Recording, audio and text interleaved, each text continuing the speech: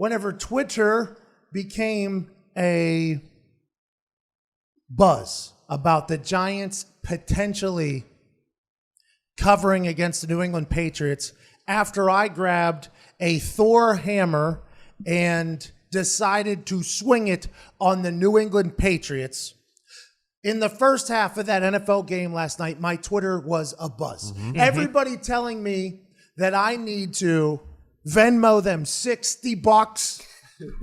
Here's my Venmo, cuz you said swing the hammer on New England tonight. I did that. Danny Dimes and the Giants are somehow scoring points and staying in this game with the New England Patriots. My Twitter was abuzz about Tom Brady, Bill Belichick, McDaniels not being able to get the job done with the minus 16.5, minus 17, wherever you got it, spread on Thursday Night Football. I, in a box truck that is 20 feet long, about 7 feet wide, went on a rant 2 times in the show yesterday, in the first hour and the second hour, saying, listen, I don't always get these right. In fact, normally when I do this, I am wrong. Happened with the Pittsburgh Penguins. I potentially ended a dynasty of the Pittsburgh Penguins last year, so I'm kind of going to stay off it again. Nick, Thank you. I appreciate that. I apologize for that.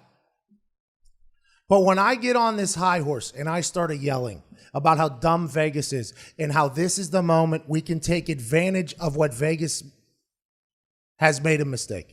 When I start talking about that, normally not good. And everybody that I know looks at me and says, Pat, please don't do what you're about to do. Please don't do what you're about to do. Yesterday, I went absolutely ham on this minus 16.5 because I know how hard it is to play in Foxborough. And that first half looked a little rough for all of us that had faith in me in this particular choice. Hockey, I don't know that well. I think I did it in baseball. I don't know that well. But in the NFL, especially when it comes to losing in Foxborough, I feel like I could tell you what it's like. Mostly because I was a spectator in the best seats in the house for some ass beatings in Foxborough. So last night when I saw a rookie quarterback was going to Foxborough with none of his weapons, and Tom Brady was playing football that particular evening, I knew that minus 16.5, minus 17 was a lock. In that first half, everybody doubted me. I was getting tweets telling me they were going to lose their house. Their babies weren't going to have diapers because of how ham I went on the Thor hammer.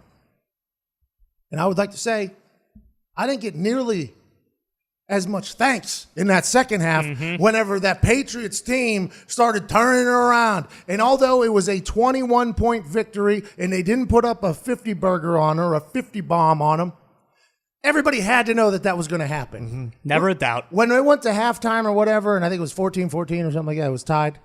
What did you guys think? You thought that the rookie quarterback and Shermer were going to go in at halftime in Foxborough and be like, all right, here's the adjustments we need to make. You thought they were going to do that over Belichick and Tom Brady and McDaniels? Everybody was excited for me to fall. Everybody was excited for me to be wrong. Pat, Venmo me 60, Venmo me 40. I bet on it because you grabbed Thor's hammer, not his. Right. They know. Like Thor's. Yeah. His wrench. His weapon. Not his wrench. His hammer. Shout out to Biz Nasty, by the way. His hammer. And hammer the Patriots minus 16.5. And a lot of people did that with our friends at FanDuel, as they should have, because FanDuel has the best odds for you. I said this was a lock of all locks, having a rookie quarterback going into New England and taking on the dynasty that is the New England Patriots on a short week with none of the offensive weapons that you would need to win. Other than Golden Tate, by the way, made a heck of a play, who I've heard legendary stories about, by the way. Somebody tweeted me last night and said, you should talk more about Golden Tate. I was at a bar one time. They ran out of alcohol. It was like a Super Bowl party or something like that.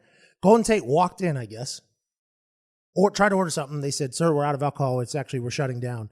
I guess he just whipped out a wad of hundreds, like a lot of them, and said, you guys can go buy some more bottles. Let's do this thing. We understand it's going to be like a 10, 15-minute wait. And they waited. They went and bought more alcohol, came back. Let's do it again. Open the club back up. I guess Golden Tate, he has that catch in that snow thing where they threw him a beer, he snagged it, and he chugged it. Golden Tate is an electric individual, but with only Golden Tate and only Danny Dimes, you have to assume that the Patriots are going to dominate that game. They didn't early. And that's why my thing was a storm, a buzz about me being wrong while I'm calling a college game, by the way, on ESPN. I'm trying to focus on my task at hand. I'm trying to see what people are enjoying, what they're not enjoying. And all I'm being told is that I'm wrong, and I need to stop locking it up, which, by the way, all of my friends have told me numerous times in the past that every time I get on this horse, I end up screwing everybody over because I'm always not in the NFL, though. I've done that in the NHL. I've done that in the MLB. Not in the NFL, though. When I get on top of that high horse and I start screaming with my hammer, I'm normally pretty right. Last night it was. Second half came back to be. Tom Brady and that Patriots team really came together. It was awesome to watch.